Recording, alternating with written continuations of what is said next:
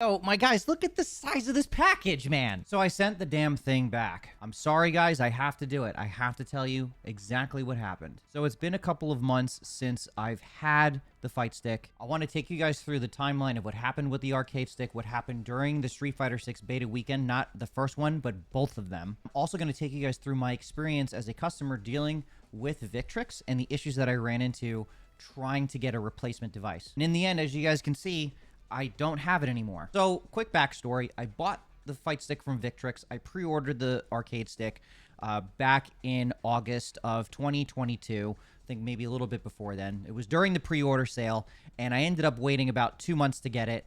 Got it in the mail sometime in October, November. And this is right around the time that Capcom announced their closed beta invites for Street Fighter 6. So I figured it was perfect timing. I wanted to get the fight stick anyway for Street Fighter 6 since I'm, deciding to jump back into playing fighting games competitively again. And getting a new fight stick was like one of those ways of like, okay, I got something to actually use. I bought the fight stick. I wanted to make an unboxing video to talk about it with you guys since I've done videos like that in the past. And this one would have been no different anyway. Got the fight stick. I took it out of the box. I showed you guys everything for those of you that saw the video. I'll even link it in the description below so you can go check it out. Talked about the fight stick, gave you my first impressions, and then I started using it. And for the most part, things were working really well until the beta rolled around. During the first Street Fighter 6 closed beta weekend, during my time playing the game, the joystick, the actuator, the spring, the actual mechanism fell apart in the middle of a live stream. All right, so the issue that I'm having here is the E-clip keeps falling out, and the spring and the actuator system, it just kind of falls out as I'm playing. So, and I was a little bit surprised because not only did it happen in the middle of a match, the fact that that was the first time I ever put the fight stick to an actual test. I tested it when I was making the unboxing video initially. I played some games with it and just make sure, the buttons work, it felt right. But this was the time I actually okay, we're out in the field here and we're going to play. I even did some Street Fighter 5 streams when I had the arcade stick anyway, but this was I spent hours on Street Fighter 6 like most people did. And then things just started getting worse. Now, I was able to put the fight stick back together. I was able to fix it. I had to do some research on my own to kind of figure out how to get it to work properly again. But I certainly was not expecting it to behave the way it did considering how much money I spent on it. So that right there was a big red flag. That happened about 2 or 3 times. During the time playing the game and using the arcade stick, it would just fall apart. So I might have just had a faulty device. That is what it is. So I do what any other consumer would do.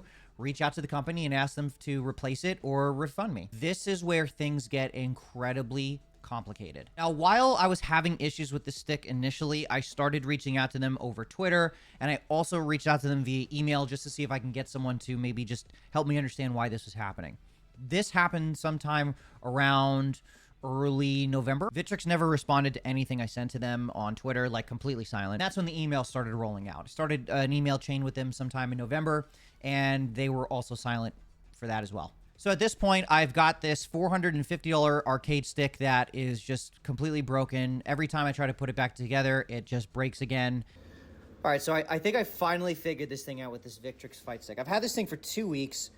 In the middle of playing Street Fighter 6, this E-clip actuator, the cone, and the spring literally just fell out.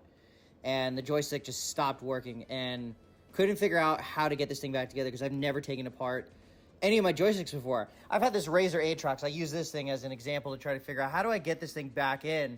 Never took this thing apart, never took anything out of it for the years that I've had it.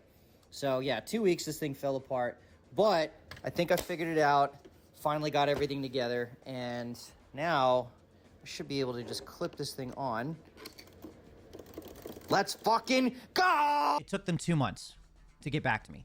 2 whole months. Now, at this point, I had already contacted my bank and I disputed the charge from August, which I got to tell you, thank God my bank came through with that because they didn't even ask me any questions about it. They were simply able to just refund me my money right away, and they were actually helping me get in touch with Victrix, which was also a problem for them too. It was an absolutely miserable experience. At this point, I was just looking to get the arcade stick back to them so they can send it back to their QA department and figure out exactly what broke, and I just wanted to get my money back. There's so much back and forth, so many email threads that I have. It was just an overall miserable experience, and I want you guys to just be very aware that if you have a Victrix arcade stick, or if you're considering buying one, this is more or less your warning that you may or you may not run into the same situation as myself. Now, in mid-February of this year, I was able to get a full refund from Victrix after weeks of back and forth emails. Although at that point, my bank had already refunded the money. I was able to get the arcade stick back to them so that they can do whatever they had to do with it. At this point, I just decided to wash my hands clean of the situation, and I'm just never going to buy their products ever again. Not because the product itself fell apart so quickly. It was the fact that it took so long for someone to actually acknowledge the fact that there was a problem with the arcade stick and there was no sense of urgency on getting to a resolution. And I truly hope that if you do already have a Victrix arcade stick, you never run into that problem the same way I did. I actually wrote a review on their webpage since they were emailing me asking me to give them feedback about my experience with the buying process and also with the arcade stick.